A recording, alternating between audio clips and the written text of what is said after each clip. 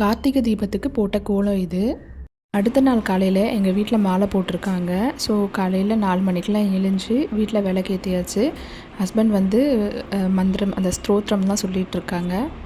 Time வந்து 5:30 ஆகுது. ஸ்ட்ராங்காக ஒரு டீ குடிச்சிட்டு சரி லஞ்சுக்கு செய்யலாம் அப்படின்னு சொல்லிட்டு ஸ்டார்ட் பண்ணியாச்சு. இன்றைக்கி வந்து ரசமும் அதுக்கப்புறம் உருளைக்கிழங்கு வறுவல் அந்த மாதிரி பண்ணிடலாம் அப்படின்ட்டு. இது ஈஸியாக முடிஞ்சிடும் டக்குன்னு. ஒரு வாரத்துக்கு தேவையான காய்கறிலாம் வாங்கி ஃப்ரிட்ஜில் ஸ்டோர் பண்ணிடுறது. அதுக்கப்புறம் வந்து நாளைக்கு என்னென்ன தேவையோ அதுக்கேற்ற மாதிரி பிளான் பண்ணி லன்ச் வந்து செஞ்சு வச்சிடலாம் அப்படின்ட்டு. இது கொஞ்சம் ஈஸியாகவே இருக்குது. சீக்கிரமாகவும் வேலை முடிஞ்சிருது.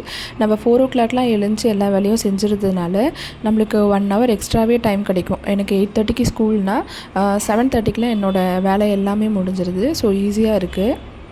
நார்மல் டேஸோட வீட்டில் மாலை போட்டிருக்கப்ப ரொம்ப ஒரு டிவைன் ஃபீலாக இருக்கும். வீடே நல்லா தெய்வீகமாக இருக்கும்.